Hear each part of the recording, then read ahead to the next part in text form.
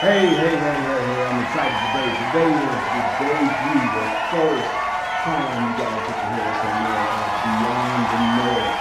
At Beyond the Noise with Greg Walls. And I'm really excited about the opportunity I've been given. With Kay and the digital media, they do a tremendous job in the production. Hopefully, I do a decent job this evening. I can shut up long enough so that we can hear our amazing guests. So before we get into all that, I want to talk about what we're actually about. So the purpose of this podcast is real simple. It's to get to the how, get to the answers, get to the part, the information that's so important past the you can do it or being optimistic or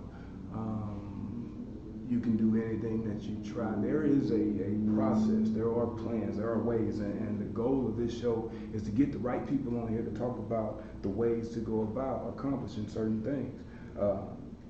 What I'm not going to do, especially in today's time, is spend a lot of time talking to you guys about things that don't matter to you. I know what's important to me right now as a 41-year-old black male in America. It's my own health and safety and the safety and health of my family and friends, being able to give information and being able to be a blessing to people and not a burden. So we're going to talk about a variety of topics. We'll have a variety of amazing people on the show. They're giving me an hour. I could probably go for 12, but I know a lot of you guys probably wouldn't be that interested in a lot of the random rhetorical things that I'll have to say. I do want to let you know that today's show is brought to you by Dirt Food, okay? And Dirt Food is one of our all vegan, all vegetarian granola products, as well as our Dirt Spice. I drink the spice every day. So what you need to understand is today most of us are within 1 degree of separation from someone fighting cancer, someone fighting diabetes, somebody fighting something, they have an acidic body, and right now we all fighting the same monster. And according to the CDC, we should be drinking hot liquids, hot teas, hot coffee. Well, we have an alkaline spice right now that was created and invented by Nika Blunt, who is a cancer survivor, and the reason that she did it was simply so she could continue to enjoy coffee, and she wanted to enjoy coffee in an alkaline state. So shout out to Nika and all of the great things you're doing at this time. And if you really want to support a small business, I find it, and she's in California, so while you guys are out there on lockdown trying not to get sick, trying to look out for family members, show some support to your small business. Okay, show some support and then help yourself and help your family with the Dirt Food granola and the Dirt Food spice.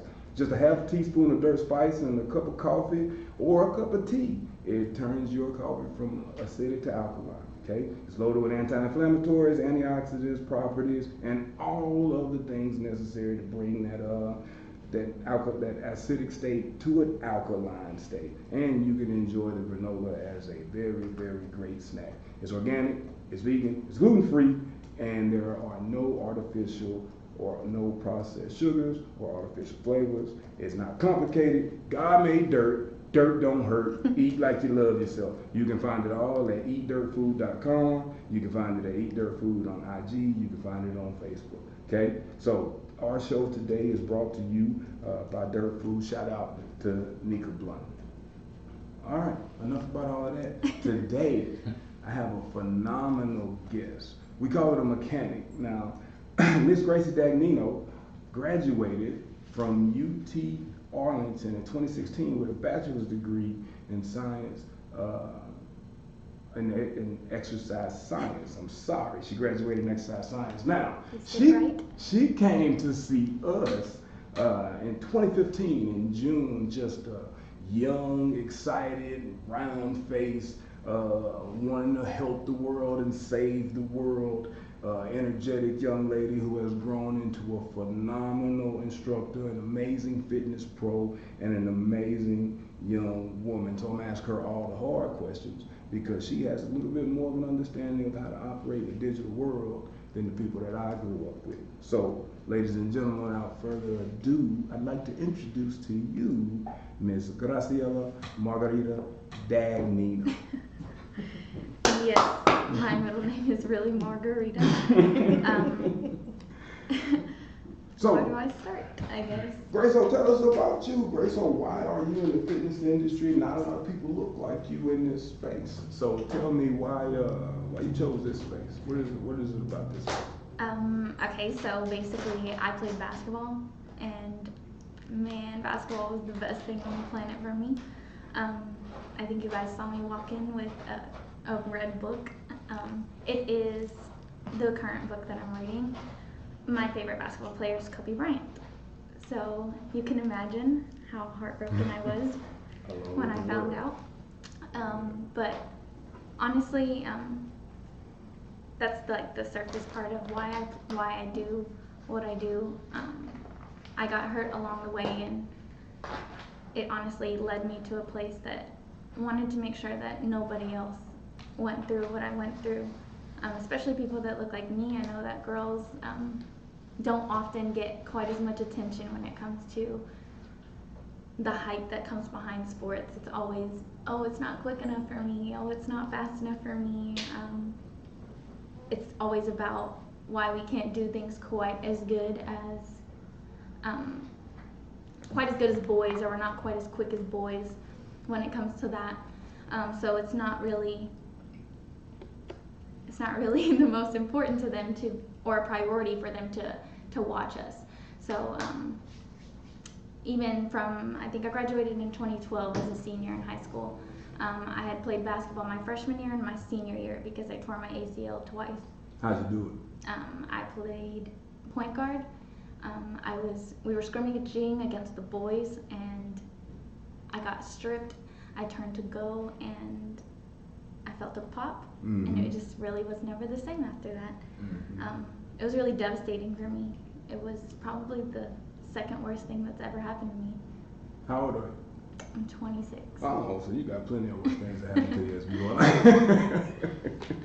So, it was definitely worse than being heartbroken. So getting hurt led you to helping people in this space. Now, I have to brag on Gracie. I've been in the fitness profession for 16 years, and she's been hanging out with us at PE for going on 5 years now. It'll be 5 years in June. Yeah, 5 years as an intern, 4 years as an employee in January. Awesome. And she single-handedly built our female demographic, and I will say it had very little to do with just the sport itself. She knows how to connect with those people. So when we talk about helping people in this space, especially at a time like this, how are you helping these folks? What is our purpose anyway? So at PE, our performance experience, the purpose there is to make sure that we put service at the basis of everything. And when you talk about being socially distant from someone, it's hard to understand how to serve someone in that way, but you still really can. So ever since I've been seeing a little bit less and less of my people, I've been working on putting together a digital program offering for my adults that will be available pretty soon, just proofreading it and making sure it's done so that it can be available to them to work out at home.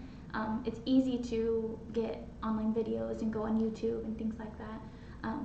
And not to take anything away from any of those instructors, but it's something different when it comes to mind when the person who is creating this particular program has particular people involved or at the forefront of their mind when it's being developed. So when I was making all of this, it was designed with the actual people that I work with, like people like my parents.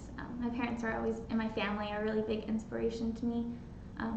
I'm Mexican, so family is a really big deal. Gotcha. I'm also the baby. So I think about my parents being unable or having no access to like weights and things like that. Weights and anything that they can't use at home, or they have to try to find things to get things done. I want to make it as easy for those people as possible to not only get their work in, but continue being the strong human beings that they're working towards. Because there are people that I have trained that have never worked out in their life until they met me. Right. So let me ask you like the real question, Grace. I mean, I've interviewed a lot of people. You know, we We've been in business at PE for 6 years. You've been there for going on 5 of them now. You've seen people come and go, and a lot of people, a large majority of the percentage, if I just threw an educated guess out there, 75% of people in the interview say, well, I just want to help people. And I'm notorious for saying, well, helping people comes in a lot of different ways. You can help people cross the street, you can help people bag groceries, but what it sounds like you're doing is that you're helping people in specifics. So in a time like this, in a climate like this where service industry people are really, we're moving moment to moment, and our businesses by design are being shut down because of these things. Why are you still doing that? Like, you're offering people something at a time. Because I don't want to talk about marketing a service. I want to know why Gracie is taking the time and the energy and the effort to put these programs together at a time like this when Gracie has to take care of herself as well. I guess that's a hard question to answer. For me, I'm big on treating people how you want to be treated.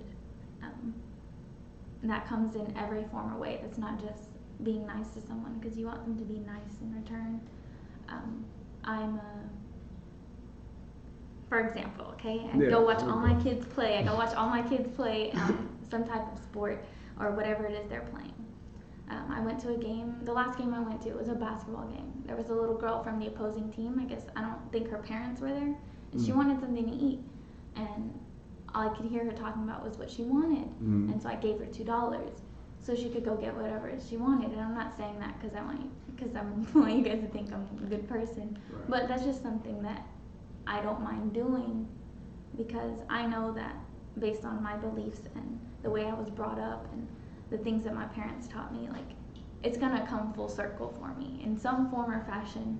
So whether or not, like, if I gave out free workouts for the rest of March and then decided that I was gonna ask for something in return because I'm losing too. I'm losing right now because I can't train anybody. I can't do any classes. I can't. You can't, or. Well, I can't physically be with them. Okay.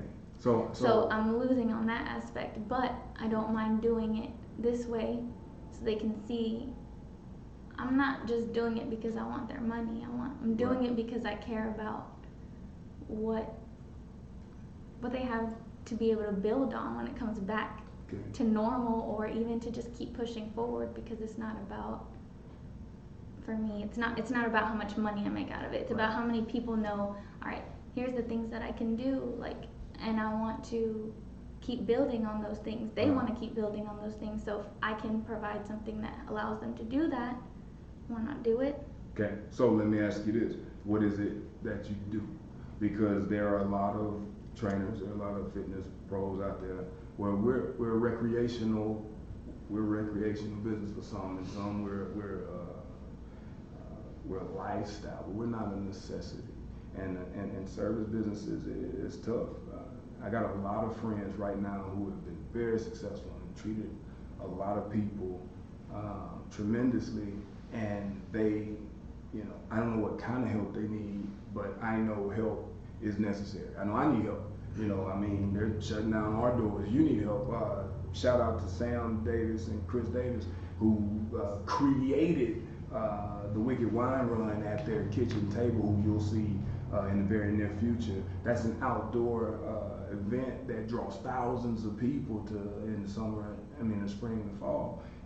They need help. I got a good friend of mine who's a tremendous real estate agent, and Anthony Shelton out there in South Lake just opened his own place. He has agents. They got to see houses. How we're making a shift in the way that the service has to be provided. Your generation has lived in that shift. What are some of the things that you are actually doing? Because Gracie, with this information, you're going to help new trainers. You're going to help people, inspire people who are looking to do something. Then you got old heads like me who just learned how to do a live video. So, how do we maintain so that we can be prosperous after the storm? I think the first thing I would say, addressing to old heads like you would be Like us. would be being willing to do things that you otherwise would have been like, no, that's not what I do, or I'm not good at that. Like, give me an example. You're not the most great at technology. I didn't say use me as an example. I said give me an example. You ain't the greatest. You ain't the best at technology. You barely know how to use your phone. But continue. Go ahead. So being willing to get a couple things wrong and learn how to do it, and be okay with asking for help, and know that it's going to be a little bit ugly, because I mean, I kind of grew up in that spot where I got to see the evolution of technology as I grew up. I think you guys got to see what it was before, and you see like a nice end product now, but you didn't necessarily grow up with actually having to use it. Like I grew up going to the computer lab starting 2nd grade, right, and learning how to use Microsoft Word and like doing all these cool things. So by the time I was in high school, like we were already taking like typing classes, or it was called BIM, or BCIS, I think is what it was. Any type of class like that where you learn how to use PowerPoint, you learn how to use Microsoft. Now kids that's the only thing that they do. Like they have iPads, and they have a majority of their work is online. So I got a chance to be in the middle of using both. So when it comes to utilizing these tools that trainers, professionals my age, they aren't afraid to get on Instagram and do an IGTV video, or do a story that gets people to pay attention to see what's going on, how they can help each other. But because we are distant, that's the way you connect with them. Right. And I know that can be hard for some people behind the screen, and for some people that's the best way or the only way they know how. How many clients do you work with on a weekly basis, Grace? So I mean, you see people from 6-year-old boys who aspire to be professional athletes to grown women who would just want to stay healthy, especially like in what's happening now, or people who are just trying to fit in wedding dresses. How many people do you work with usually on a weekly basis? Anywhere between 12, close to 20. It just depends on the week. You'll see 12 to 20 people in a week, and then all of a sudden you see no people in a week. Like you won't be able to shake hands. You won't be able to, hey, get on the bike. Hey, let's do this. But you still can, right? Yeah. And it's a lot of us out there who are trying to figure out how to do that. What tools are you using? What do you have that people can actually access from Gracie, so you are making an impact, you're making a difference? Because again,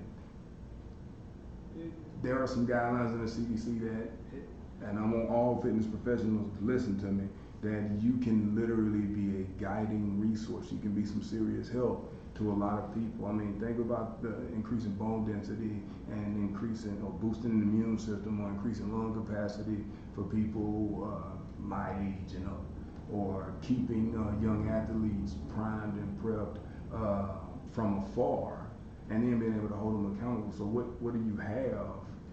Because we keep saying we can do this and we can do that, but what is the can do? What do you have available that is can do, and what is coming available that is can do? So what is can do, every Tuesday, Thursday, the adults that I'm working with are going to be privy to an online workout that is going to be posted for their own benefit, designed to keep their cardio up. One, because everything, like he said earlier, when it comes to getting sick, whether it's the flu, your allergies, or worst case scenario, COVID-19, it's all based in having a strong respiratory system. That's important to have. It doesn't have to be anything fancy. So they're going to be able to do those things that they were already doing to make sure that they're keeping the defenses that they have up. Also making sure that that particular population does their strength training, because that's just as important, like you mentioned a little bit ago. Bone density is something that deteriorates, especially in older women. So making sure that they are able to do those things is important. Get the volume up. On the athletic side, I've created some groups online that we're gonna add our kids to so that they can be allowed to use some type of training for speed school. So speed school is a program that we run that is working on speed mechanics, enhancement, basic strength Down a training. little bit. Yeah. Down a little bit. Oh, down. Yeah. Oh. I'm sorry, go ahead. Keep talking. All right, and Is that better? Yep, there we go. so those kids are going to be able to do those things with us guiding them, not necessarily being there. Like those are actual things that are going to happen for them. It starts on Tuesday. We're going to start the first one tomorrow at 5 o'clock, and we're going to do it for the rest of the month. I got to do that one though. Yeah, you got to do that. Okay. Yeah, I don't have as much pizzazz as you, so you guys definitely need to check out her 6 o'clock adult class on Tuesday and Thursday. She does a tremendous job. If you want to get a few workouts in before we start setting up things for prescription wise, what's your purpose for these workouts right now? Because Gracie, I mean, people got to stay healthy. People don't want to come see you, and that's fair. We have to be fair. Our job is to keep people safe and well. In that, we're in some trying times right now. Like right now, you got to figure out how to get checked. You know what I'm saying? So how can people help you and help themselves at the same time? From my understanding, you got a program coming out that can actually be, Gracie's bilingual, y'all. So if she has a program coming out in both English and Spanish. So what's the purpose of those things? Okay, so I'm all about helping kids that look like me succeed. I'm a Mexican that doesn't play soccer. That doesn't really happen a lot. I actually play the exact opposite. I play with my hands. So the purpose of providing that both in English and Spanish is because I need other kids that look like me to do better than me, so that we can see more faces. So I can see more faces that look like me succeeding beyond what I did, what I have done, or what I'm doing. Like that's the biggest part of doing it in that way. Secondly, it's just girls. Girls don't get enough opportunity. I mean, now that club is big now. It wasn't quite as big when I was a little bit younger. It was still kind of getting big. Giving them every opportunity, whether it be because your parents don't understand the language, or they don't have the access to the materials, or they don't know someone who knows those things, you can miss stuff. Is it that they don't get enough opportunity, or they don't get enough exposure or awareness?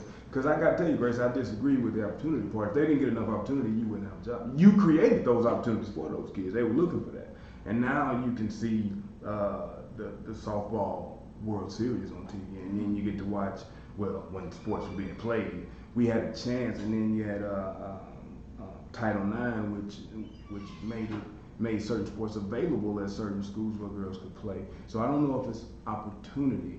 It's more about awareness and then being able to work through the limitations that they have, although they do have the opportunity to play. So what opportunity do you provide for them? Like what are we doing? I'm gonna ask you what opportunity you provide at PE, and right behind that, I want you to talk to people about you being at PE. They need to understand that there is no standard every bi-weekly or monthly check, and things of that nature. So the first question, okay, what are you doing? How are you helping those kids achieve those dreams, especially now that those dreams are on hold? Yeah. Well, the first one that comes to mind is, and I don't know who all has been watching for how long, but yes, I've been working at PE for almost 5 years, and this year was the first time that I got an athlete all on my own, as far as from like the beginning to all the way to scholarship time. What kind of Getting there. Yeah, I'm excited about this. Yeah. He's a big football player. He plays for a private school. He goes to Parrish. Yeah. And shout out, Mr. Bruce. Yeah, shout out to Luke. He will get the opportunity to play at the next level for Harvard. Mm-hmm. So he came in and he had to run a certain 40 time. And explain to the people what that means. So part of getting your scholarship or getting the opportunity to play at the next level is being able to not only be skilled at your position, but to be able to be an asset to their team, to their program, in whatever spot that they need you in. So that means they need you to run fast, they need you to understand the skill set that comes with the position that you're playing or that you're applying to play for, because you're playing against your teammates first, then you play against the competition. Yeah. Secondly is they have to go through certain tests and things before they even get the opportunity to get there. So they have to go against other kids across the nation that are doing the same things, that play the same position at different schools. So they have to do things like run a 40-yard dash. And being fast, according to your position, is important. And he plays DB and wide receiver, and he came in running 4.84. Yeah, a 4.8, which is not very fast for the secondary. He won't mind us saying that after we tell the second time. So, and then we spent about, I want to say, 8 to 10 weeks together. Spent 15 and a half workouts. Yeah, because they were all 90 minutes. 90 minutes, yep. And from the beginning all the way to the end, he needed to have a good time for his camp.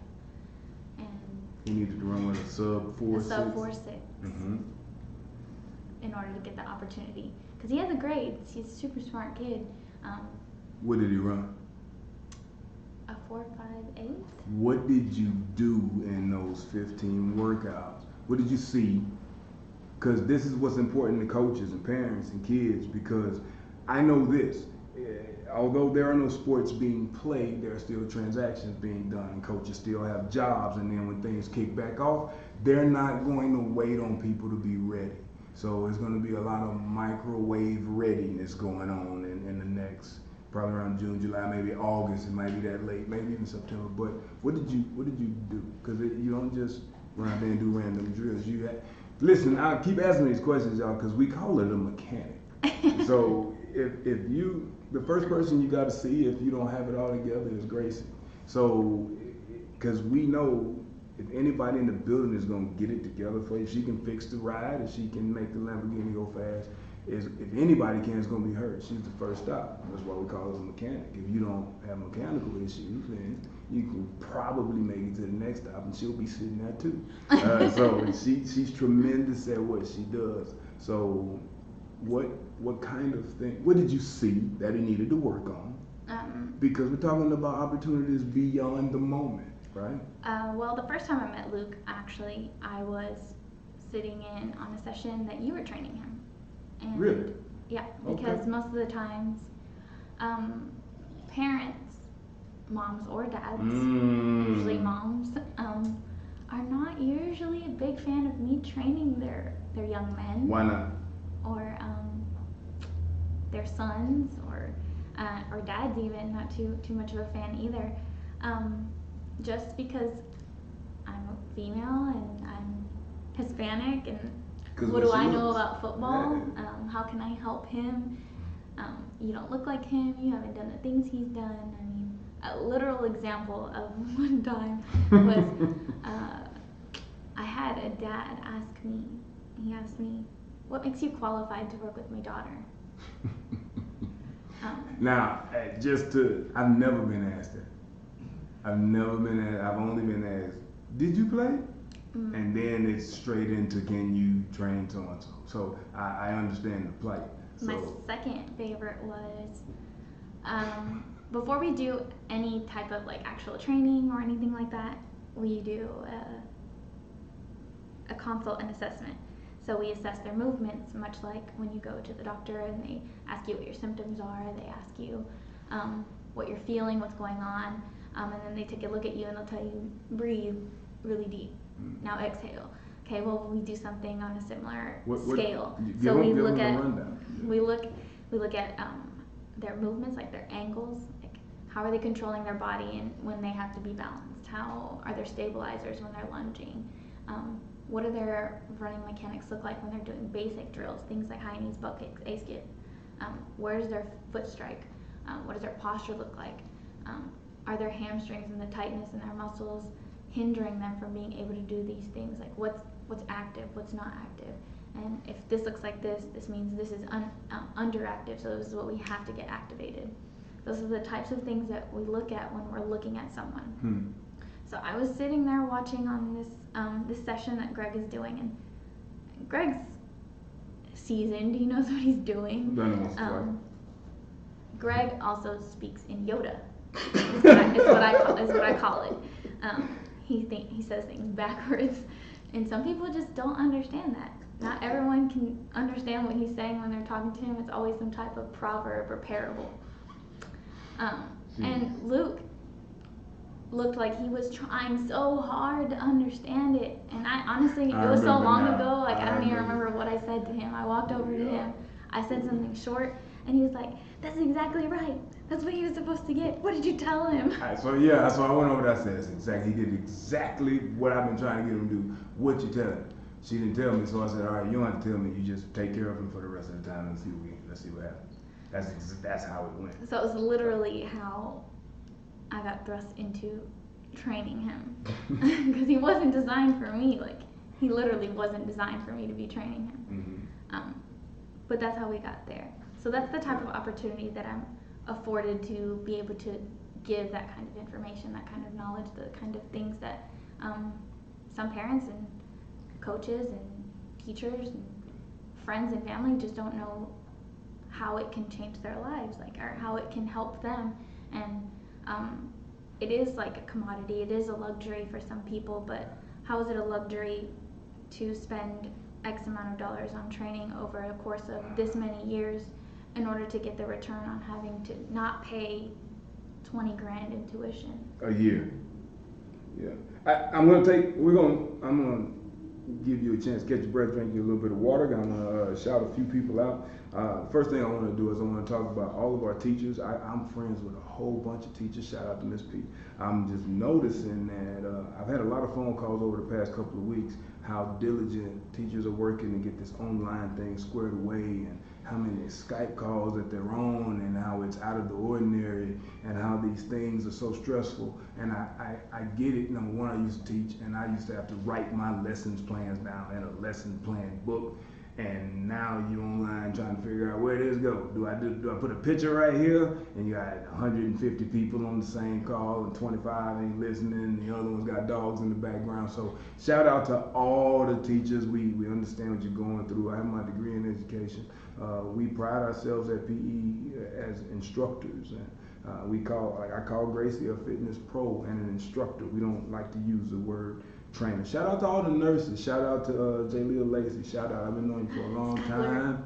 Shout out to Skylar. Shout out to Jennifer Cox, who does a lot of cardiovascular stuff. I mean, she's right in the midst. She sees these people every day. These are people we've known for a long time, and we understand the plight. So which leads me to shout out to all the people in California. And I'm telling you, if you're at home and you love coffee, you need to look at eatdirtfood.com. Get you some coffee spice. It alkalines your coffee. It makes you healthy. It helps with your metabolism. It helps with the respiratory system. Everything that the CDC is telling us to do, you can probably spend anywhere between $12 to $15 for a 3-month supply of helping you in that cause, and you're helping a small business. Gracie, do you consider yourself a small business? Yeah. When did you start considering yourself an entrepreneur or a small business? Who told you Like you were that cool? All right, now we're getting somewhere. January, what happened? What was the shift? What happened? Honestly, I think I just didn't know what it meant. I kind of knew I was already doing it, but I didn't really, what's the best way to put it? I guess I didn't see myself doing that.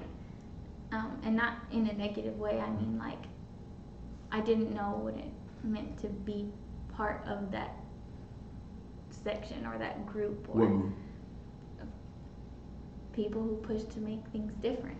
Innovators, people who like to disrupt stuff.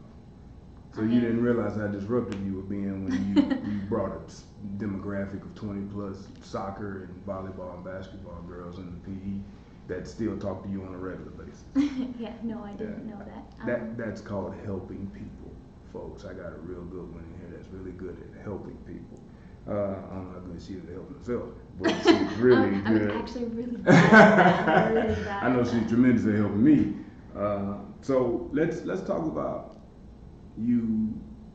In my opinion, your demographic and your generation has an advantage in a time like this. Because I'm paying attention to attitudes, and it kind of disappoints me that the people running in the stores buying up our stuff between the ages of 38 and 50. They're my people. Like, why?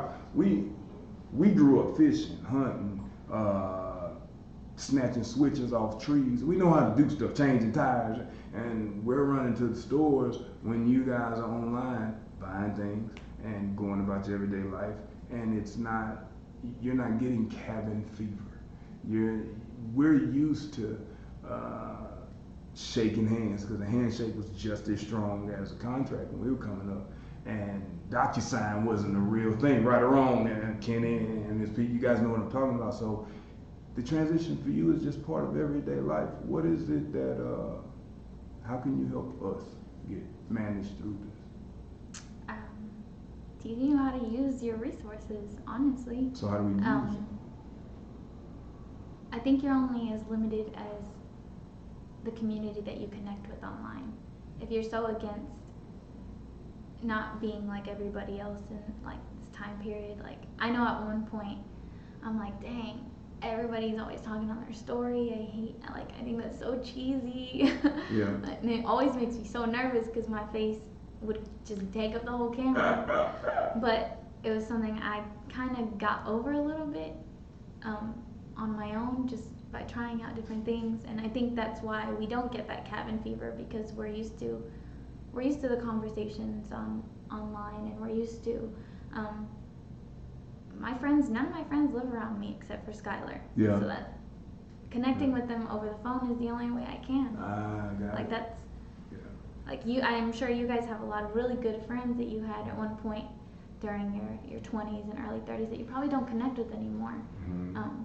But this is how you stay connected now. It's the new norm. Yeah, it is the connection. It is the what did we talk about earlier? The adapter that puts all these cords in together. Like, I can be a USB and you can be an Android, and we can all come to this one spot, but we're all still connected by this one hub, and it's all one big piece. Which leads me to the segue of me shouting out my best friend on the planet, who actually lives in China and has been going literally through the lockdowns and the testing, and when it first kicked off. Jasmine Nicole Cochran just made 25 today. That's a lie. Jasmine Nicole Cochran, happy birthday, baby. I love you with my whole heart out there in China. Still locked in the house with Judah and Jael, my two baby nieces, who are brilliant and just as bad as the day is long. I am 41, so that makes Jasmine 37 years old today. And I love you, baby girl. You are a big inspiration to me. I talk about her all the time. Jasmine, there's two women on the planet that actually make me nervous, that actually bully me. Shout out to Jasmine Cochran and shout out to Chris Davis. I call Chris Davis my sister from another mister. And one of my best friends on the planet is her husband. And she's the only person that can literally call me, talk bad to me on the phone. I just say yes, ma'am, and hang up. So with that being said, shout out Jasmine, happy birthday. In the midst of all the things that's going on, you still get another birthday. And my baby girl Judah just had a birthday last week, so shout out to both of you guys. And with that, one of the most encouraging days of my life, which I'm gonna ask you about in a second, is I changed the diaper for the first time in my life in 2015, I think 2016. Yeah, I know. Changed my niece's diaper out of necessity. I didn't want to do it. I told my sister and James, her husband, that hey, before you leave this baby in my office, you better make sure you feed him and make sure the diaper is fresh. They did, as quality parents would. But Jael decided that she needed to go again. She stunk up the whole building. I had a meeting at 7 o'clock, so I didn't really have a choice. I had to change the diaper, right? So I was sprinting around looking for wipes.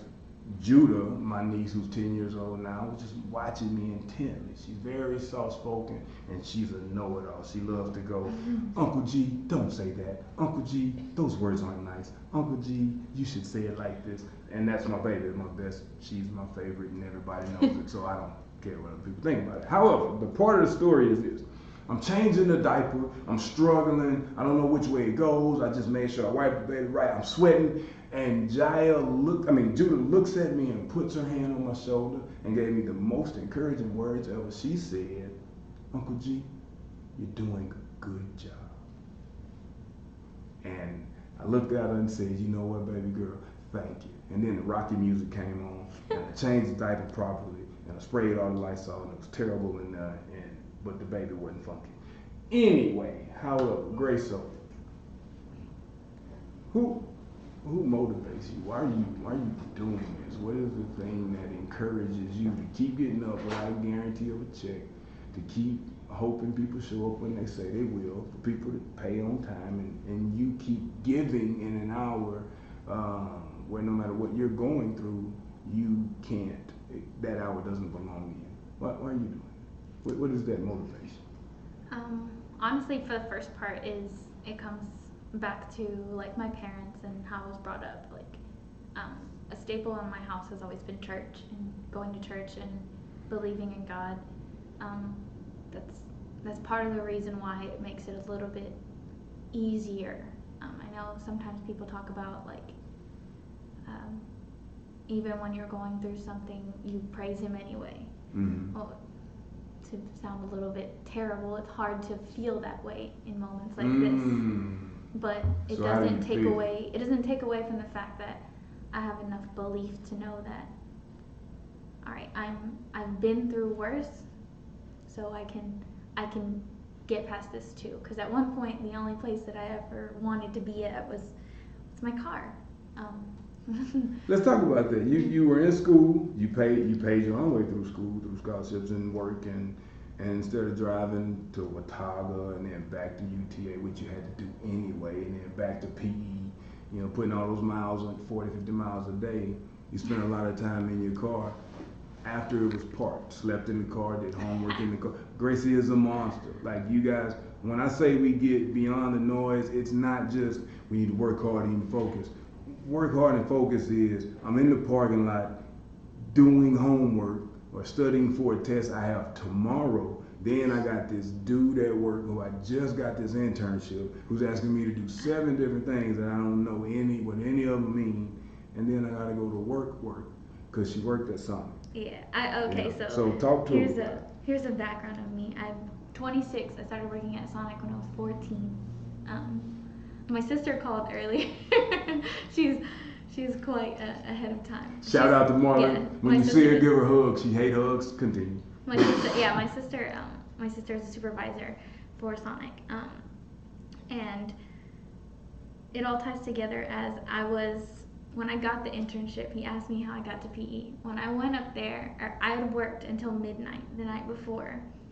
I got up and my phone's going off, and I read it and I don't recognize the number. And normally I'd be like, man, I'm gonna go back to sleep because it's like 7 o'clock in the morning, and I got to my sister's house. I used to stay at my sister's house sometimes in college. And I picked up and he was like, is this Gracie Dagnino? And I was like, yeah. And he's like, this is Greg Walls from Performance Experience. And I was like, okay.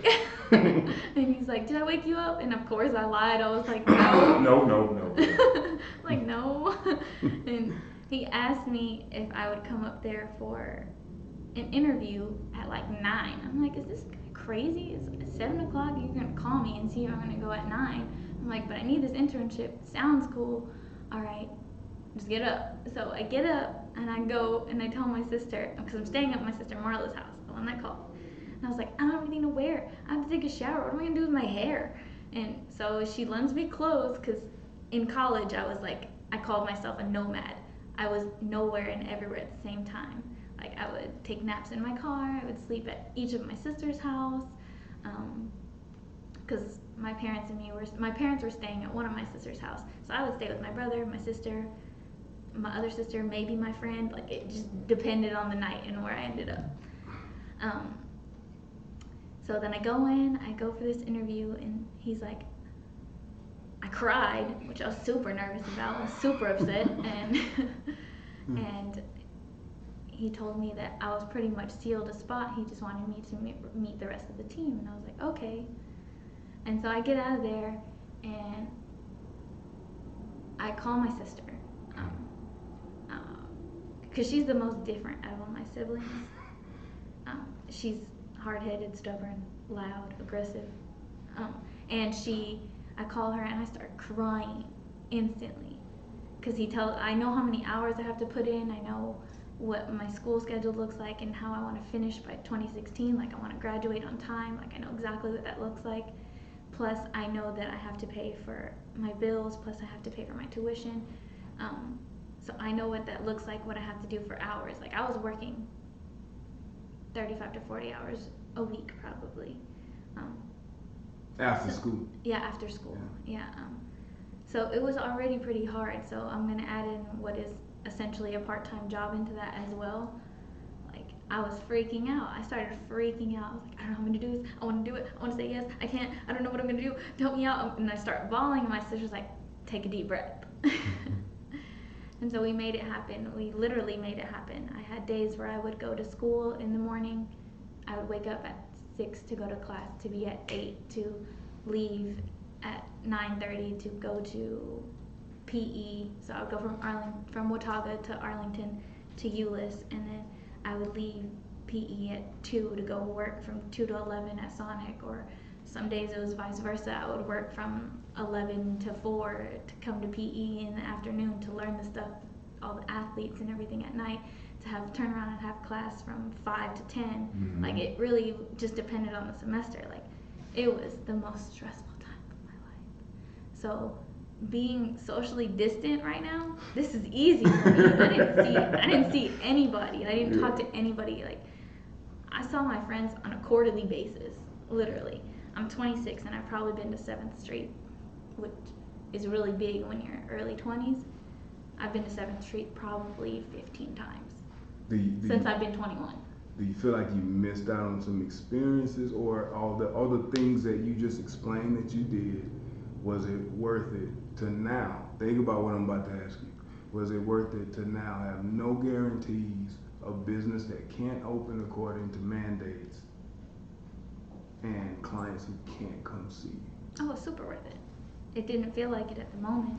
Like it felt like I was missing, like I couldn't do kid stuff. Like I couldn't be a regular 21-year-old. Like I had to turn around and get up and wake up early. Like in that moment it felt like I was missing something, but that's not really my jam anyway. Like I'm a social drinker. I might have one drink and that's pretty much it. I've always been one to look out for my friends and take care of them, not even in a negative way, but I like to make sure that my friends and my family are taken care of. Like putting people first has always been what I do. Like putting other people first, which is why I said taking care of me is probably the hardest thing for me to do. I have a list, Grace. I got a list, Grace, of things that I think are essential for human beings, especially service-based. Like I call it service anything that a person is doing for another person that a product is not doing. So I think that we all want the same stuff, no matter what color we are, no matter what size we are, no matter how round our face is, it don't matter. But we all want, we all believe, we have our own faith or our own belief system. Somebody believes something even if they don't believe in the thing everybody else believes in. Then you have the health and security of your family. I've never met a person who said, I don't really care what in the world my family. I've never met a person to say that. They might not care about certain family members, but I mean, as family as a whole and the people that's been taking care of them, that's important. Mental well-being, physical upkeep. I think those things are essential for everybody. Everybody wants to be healthy. Everybody wants to be happy. Everybody wants to have enough money, whether they want to be rich or super rich, enough money to take care of certain things, and they want to make sure that they stand on whatever they do or don't believe, right?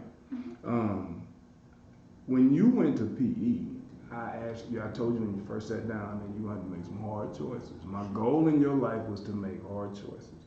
So she did a tremendous job as an intern. Dove right in, did it all, and then Gracie and I had a conversation about a decision. Talk to him about the Sonic versus PE, why you made it, and how hard it was. But I need something concrete of why you made it, not because you just believed it would work out. No, I didn't just believe. I actually invested I invested some of my own money too. You don't know that. But I did. Wait, you did what? I invested some of my own money. So you believed enough in you and enough in what was going on that you was going to pour into you. Yeah, I did. I think it was January 23rd was when I told my sister I was going to stop working at Sonic. And from that point forward, I was going to work to making it work for me. So I took all the things that I learned from the people that were introduced to me there, like all the other trainers that were there, because at that point I was the youngest one and like the newest one and the person that knew the least. So I was willing to listen to pretty much anybody to see what worked for me and what didn't work, and find my own voice when it came to having the style of conversation of how to get money for my service. That was hard. That was hard for me. Because though in sports I'm quite an aggressive human being, pretty mean actually. Very much true. But I'm also very soft-spoken. Like when it comes to certain things, I'm not a yeller. I don't talk loud. I actually get told to talk louder more often than not. But I definitely am working on those. Like going back to Kobe Bryant, like he's my biggest human inspiration. Like, oh, that dude was so awesome. He was so awesome. And to emulate anyone like him, when he died, I had so many people who care about me and care about my well-being reach out and say, I thought about him and I thought of you.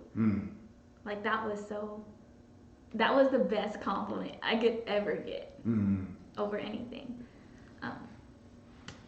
So when it came to diving into doing these things, I had to be willing to have that type of mentality that he did, the willingness to learn from other people's, not only their mistakes, but their successes, willing to take their blueprint or their game plans and see why that worked or what was working for them and how can I do it in a way that sounds like me, and now I'm not copying you.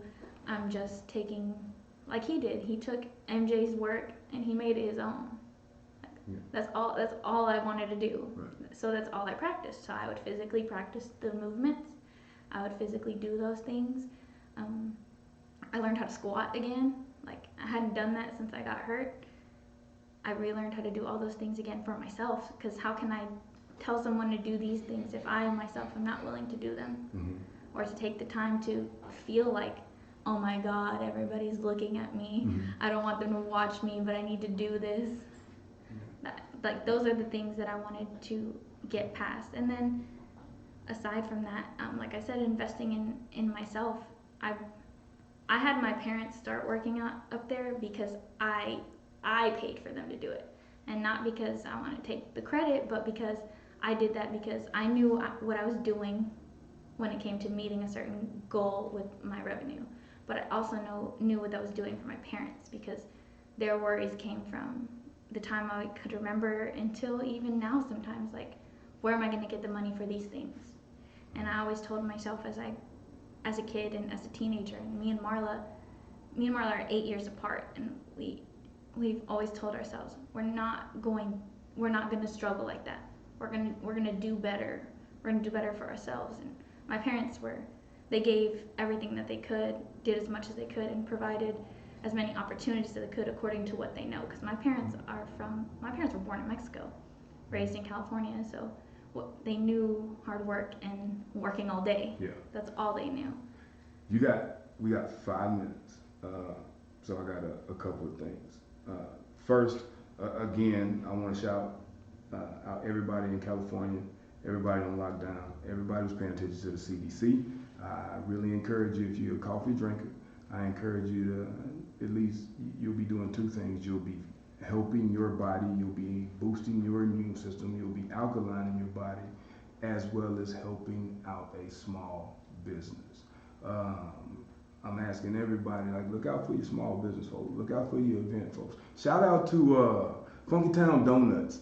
They have the absolute best donuts in Tarrant County. Shout out to Angie. I used to train Angie, and she was so excited. Her and her husband was opening up Funky Town Donuts, and I don't know how they're doing, but I know that place was sold out for 3 months in a row before. I see you shaking your head. You've been over there.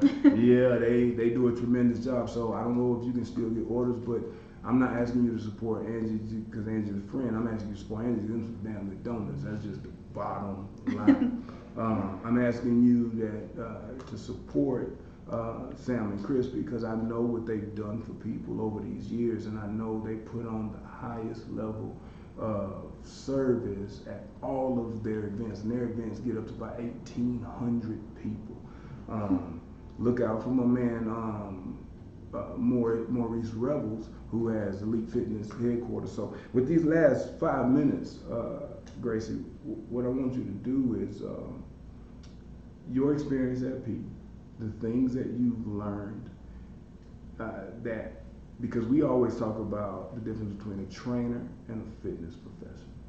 Right now, we get to find all the trainers and they get weeded out, and all the fitness professionals will find themselves at the forefront.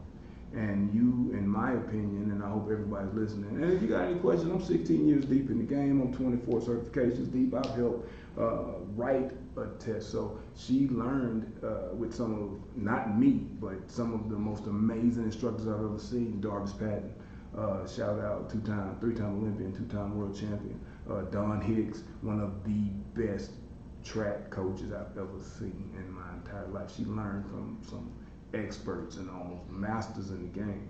So if you're a trainer, I'm disappointed. So talk to the people about what you see as the difference between, because right now we need professionals. We need people that adults can trust, that take care of their kids while they're in the house, that we're going to make decisions outside of economics and just allow our work to speak for itself, and we'll win when it's time to win. But for you in these last 4 minutes, what's the difference? Well, to tie that back into the small business stuff, if you don't follow me or you're not friends with me, you can find me on Facebook with Gracie Dagnino, Dagnino, and then on Instagram at Gray, GRAYCEE, and then my last name, Dagnino. So you can keep up with all the cool stuff that's going on with me and with all my programs and things like that. But I put something up earlier today that asked who was a small business owner.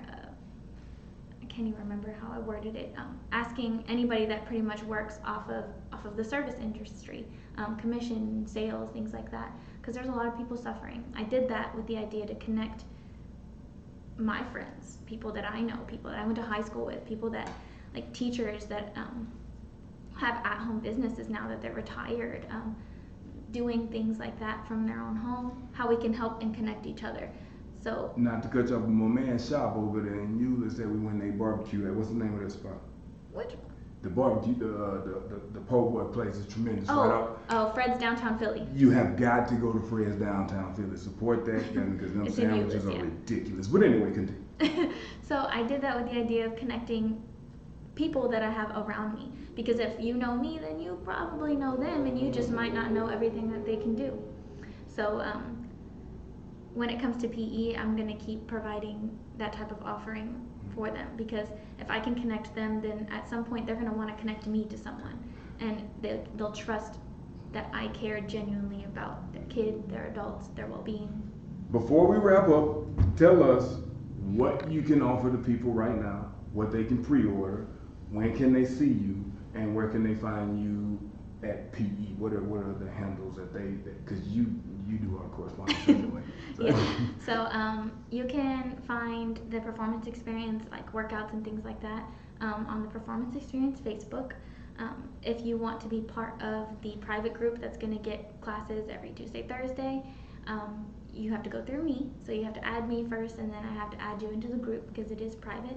So you follow the page and you like me, and then I can send you a quick email about what to expect, the type of service that you're going to be getting in return, and then you can find us on Instagram at Performance Experience, exactly how it's spelled, Performance Experience. Those are the two ones that we keep up with the most. So if you have some real actual questions in regards to what can you do in this time at home, what can your kids do, like it's nothing to come up with a program to turn around and get it to you.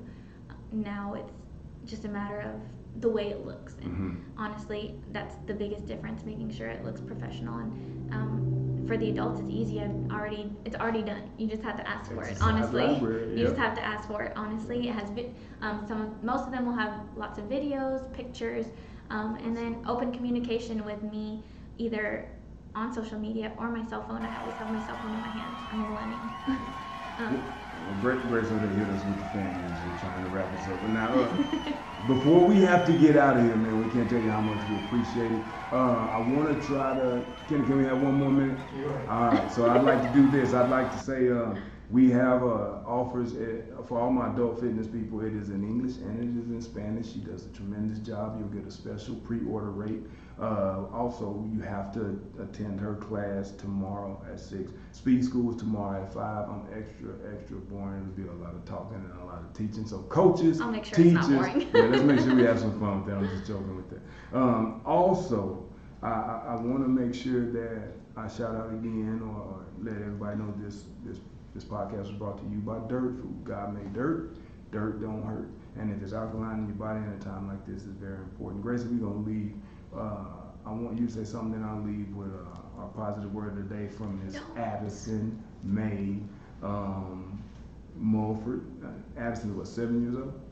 Yeah, 7-year-old Addison. So you give your positive word of the day, but I'm going to give you Addison's positive word of the day. But Grace, so what can you do before we leave? What can the people do physically to try to protect themselves from the COVID-19 outside of social distancing? And washing your hands. And how can you help them with the physical aspect? I saw this hilarious meme really quick that said vegans were the only ones not freaking out. If you have any vegan friends or friends that are vegetarians, like those are the people you want to hit up right now. Like having an alkaline body is really what makes a difference. If you notice, if you go to the store, all the things that are good for you are still left on the Still shelf. on the shelf. The things that have to be cooked, like small farmers markets, if you're really looking going local, like go get their produce. Like they need you, they need help.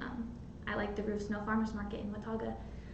So when it comes to that, like really taking care of your body from the inside out. That's a struggle as far as like changing diet, yeah, but you don't really have a lot of choices right now. So what better time than to test your cooking skills and take care of yourself and your family by putting the things that your body needs, things like greens, water.